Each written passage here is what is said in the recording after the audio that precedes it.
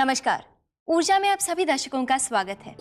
पिछले कई एपिसोड से गुरुजी हमें बता रहे हैं कि भगवान बुद्ध ने कुल 38 मंगल गुणों का उपदेश दिया है, जो आज के दौर में भी उतना ही महत्व रखता है। आइए इसी श्रृंखला को आगे बढ़ाते हैं हमारे गुरुजी श्री गोयंका जी के साथ।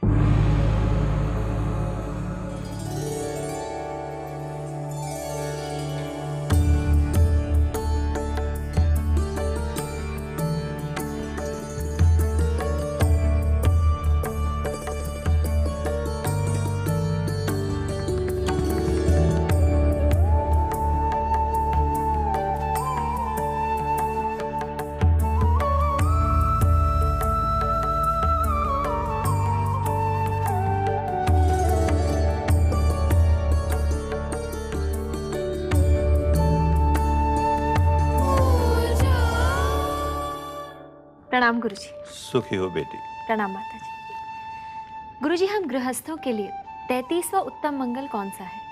बेटी, ये जो शुरू किया,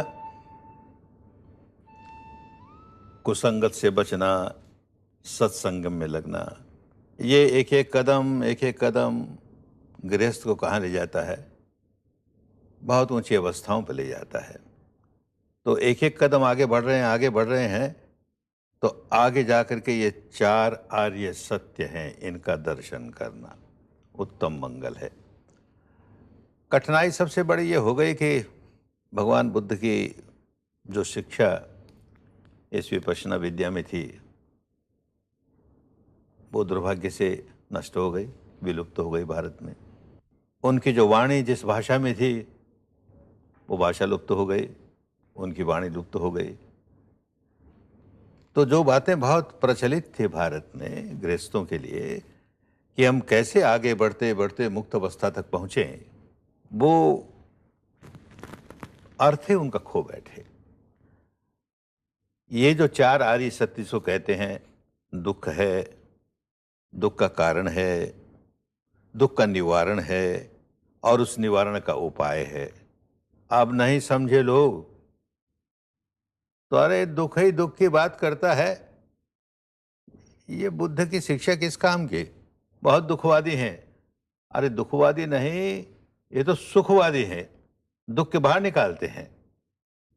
कोई आदमी रोगी हो, किसी वैद्य के पास जाए, डॉक्टर के पास जाए, हकीम के पास जाए, वो देखे कि तुझे रोग है तो ये रोग है तेरा और ये तेरे रोग का कारण है, और भाई ये चिकित्सा है, ये इलाज है तेरा, ये दवा है, ये औषधि है, इसके सेवन से तू रोग से मुक्त हो जाएगा। तो हम डॉक्टर को रोगवादी कहेंगे कि चिकित्सावादी कहेंगे? तो भ्रांतियां फैली, बहुत भ्रांति फैली। तो समझें कि जो आदमी हमें बहुत बड़े रोगों से मुक्त करता है, वो हमारे मंगल का रास्ता खोलता है। दुख है, इस सच्चाई से कैसे मुंह मोड़ा जाए?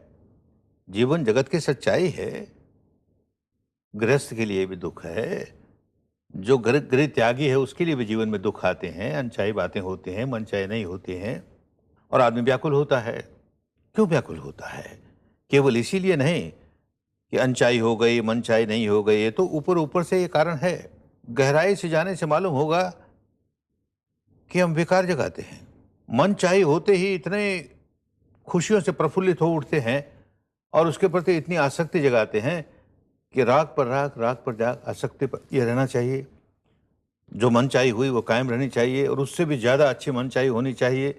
ये मन चाही कहीं चली न जाए, गहरी आसक्ति है और वो चली जाती है, हमारे वश की बात नहीं है।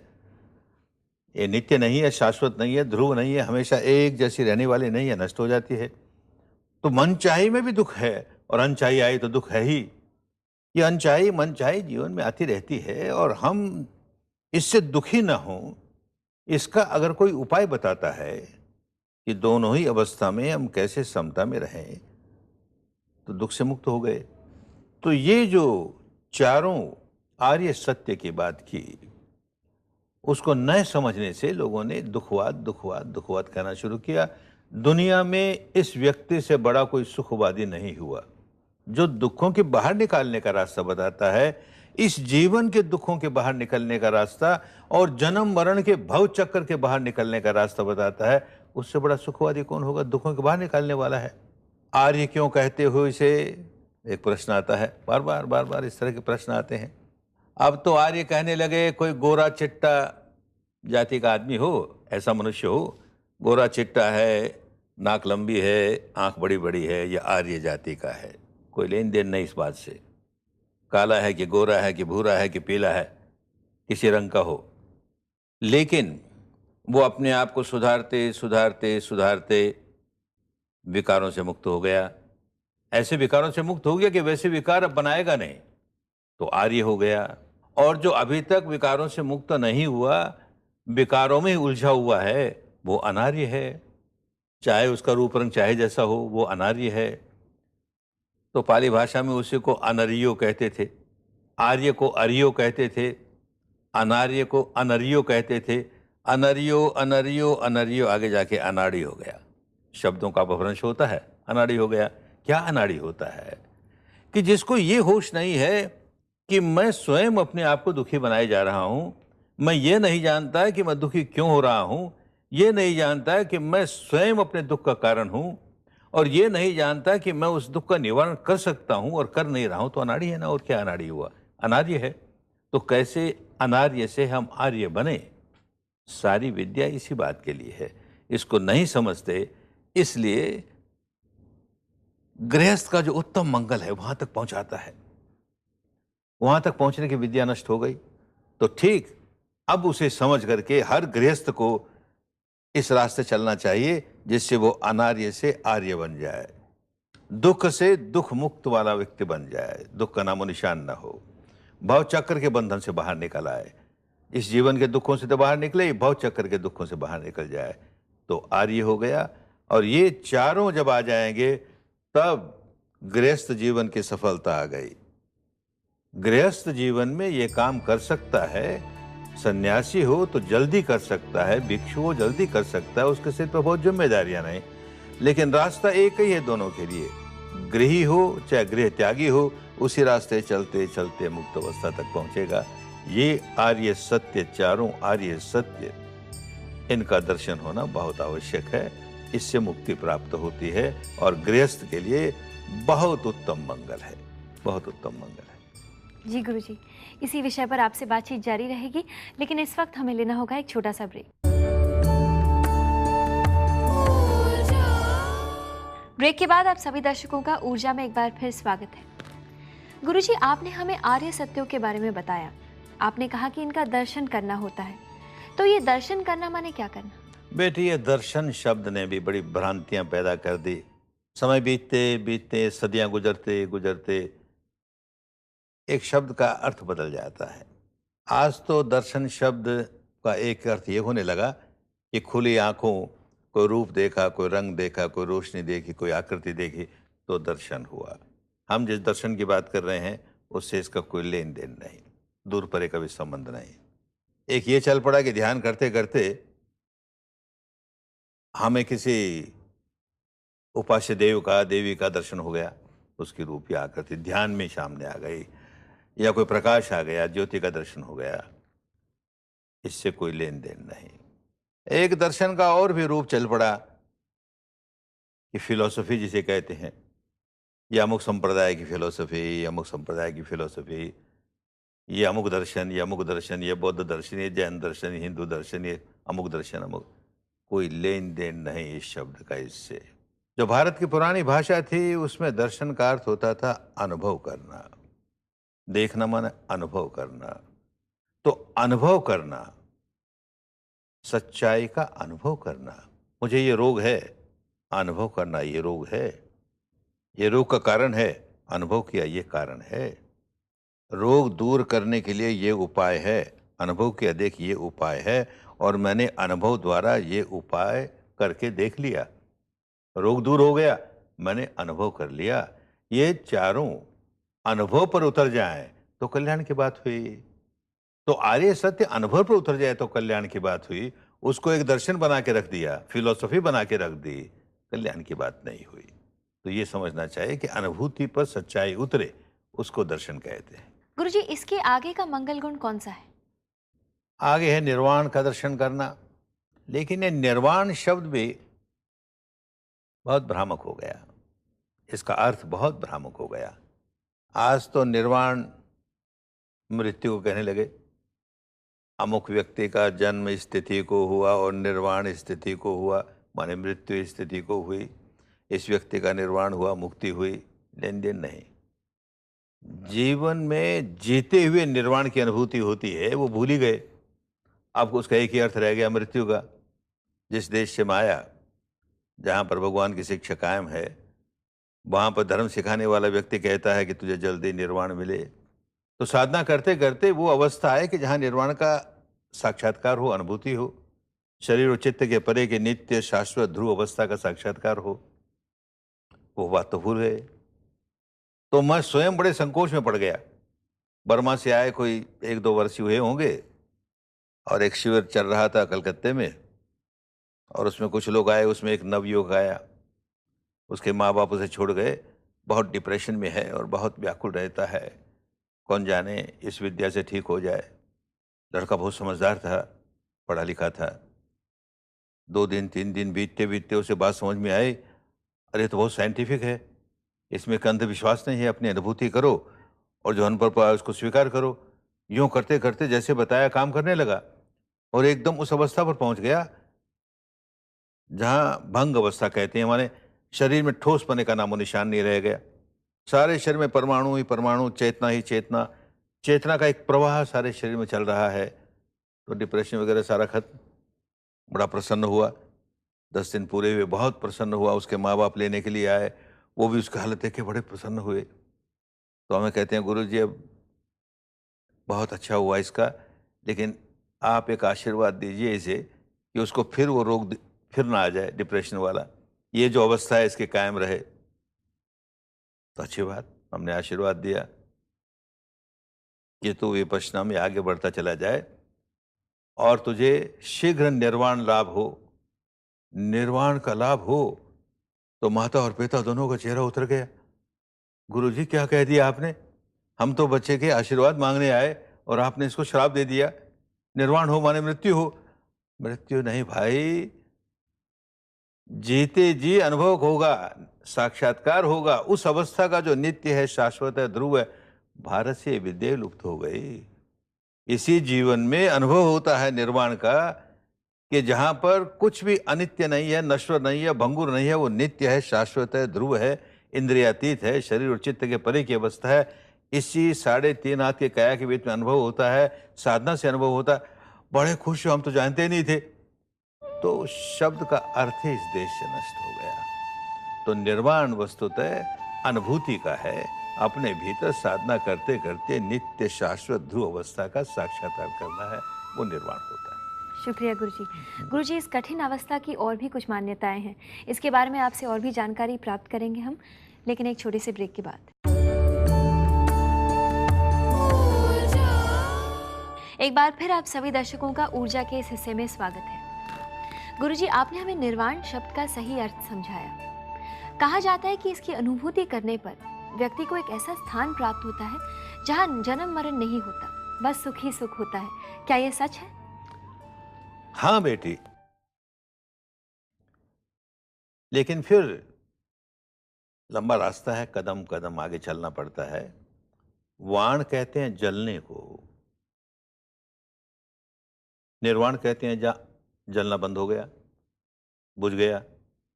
राग की अग्नि में जल रहे हैं, द्वेष की अग्नि में जल रहे हैं, मोह मूर्ता की अग्नि में जल रहे हैं, अज्ञान की अग्नि में जल रहे हैं, अविद्या की अग्नि में जल रहे हैं। वो अग्नि जितनी जितनी बुझी, उतना उतना निर्वाण हुआ, और करते करते सारी बुझ गई। तो निर्वाण ऐसा हुआ कि अब पुनर्जन्म ही नहीं होगा। तो वो अवस्था मृत्यु के बाद प्राप्त होती है। लेकिन जीते जी निर्वाण एक अवस्था जो प्राप्त होती है, उसमें ऐसी अवस्था होती है निर्वाण की, जहां पर राग नहीं, जहां द्वेष नहीं, जहां पर कोई उत्पन्न नहीं होता, जहां कोई नष्ट नहीं होता, नित्य है, शाश्वत है, ध्रुव है, उसका साक्षात्कार होता है। ये अनुभूति की बात है। शब्दों में कोई आदमी न समझा सकता है और न कुछ समझ सकता है, क्योंकि जिस वक्त वो निर्वाणिक अनुभूति होती है साधना करते करते, सारी इंद्रियां काम करनी बंद कर देती है। आंख, कान, नाक, जीभ, त्वचा, मन सब बंद। तब वो इंद्रियातीत अनुभूति होती है, इंद्रियां काम नहीं करती। थोड़े क्षणों के लिए हो, थोड़ी ज़्यादा देर के लिए हो, फिर उस अवस्था में वापस आता है ध्यान करते करते। तो उसकी क्या व्याख्या करेगा, किन शब्दों में करेगा? कोई शब्द उसकी व्याख्या नहीं कर सकते। तो वो अनुभव करने की बात है, शब्दों में समझने और समझाने की बात नहीं है। इतना ही समझना चाहिए कि वो अवस्था ऐसी है कि जहां पर हमारा राग बुझ गया, द्वेष बुझ गया, जितना जितना बुझ गया, आगे जाके सारा बुझ गया। तो सारा बुझ गया तो राग और द्वेष के कर्म संस्कार हैं, उन्हीं की वजह से जन्म होता है। नहीं तो जन्म काहे का होगा? ये खत्म हो गए, हमारे विकार खत्म हो गए, कर्म संस्कार सारे खत्म हो गए, तो जन्म नहीं होगा। तो इस अर्थ में भी निर्वाण का एक अर्थ समझ में आना चाहिए। वाण कहते हैं ऐसे तीर चलाए, धनुष बाण होता ना, तो बाण छोड़ा, यहां से छोड़ा, वहां जाके लग गया, तो जोड़ता है, यहां को वहां से जोड़ता है, इस जन्म को उस जन्म से जोड़ता है। और वाण ही नहीं रह गया तो क्या जोड़ेगा? तो अगला जन्म होगा ही नहीं, तो वाण खत्म, निर्वाण हो गया। किसी तरह समझें, ये जन्म मरण के दुखों से बाहर निकलने की विद्या है और हर गृहस्थ, हर मनुष्य ये कर सकता है। गृहस्थों को थोड़ा समय लगता है। जो आदमी गृह त्यागी है, अगर वो ठीक से काम करे तो जल्दी इस अवस्था तक पहुंच सकता है। लेकिन अवस्था यही है कि हम कैसे सारे दुखों के बाहर निकल जाएं, सारे विकारों के बाहर निकल जाएं, तो जन्म मरण के चक्कर के बाहर निकल जाएं। वो निर्वाण है। शुक्रिया गुरुजी। गुरुजी, आपने हमें विस्तार से इस विषय के बारे में समझाया, शुक्रिया। गुरुजी, एक छोटा सा ब्रेक लेकर दर्शकों के प्रश्नों की ओर बढ़ते हैं। जाइएगा मत, लौटते हैं तुरंत। स्वागत है आप सभी दर्शकों का आपके अपने प्रोग्राम ऊर्जा में। गुरुजी, सतीश चोपड़ा जी दिल्ली से पूछते हैं कि टीवी पर आजकल ऐसे सीरियल्स आ रहे हैं जिनमें पारिवारिक झगड़ों को अत्यंत बुरे रूप से पेश किया जाता है। मन में प्रश्न उठता है कि क्या सीरियल बनाने वालों का समाज के प्रति कोई दायित्व नहीं बनता? ऐसे में हम क्या कर सकते हैं? अवश्य उनका बड़ा दायित्व तो है।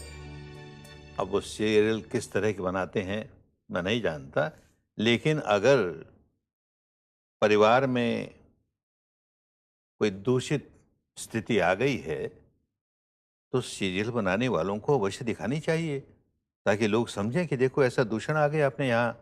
लेकिन साथ साथ ये भी दिखाना चाहिए कि वो दूषण से बाहर कैसे निकले, उस दूषण को दूर कैसे करे। तो दूषण दिखाने में दोष नहीं है, लेकिन उसके साथ साथ दूषण निकलने का रास्ता जरूर बताया जाए। जी गुरुजी। गुरुजी, अगला प्रश्न पूछ रहे हैं मिस्टर राठौड़ अहमदाबाद से।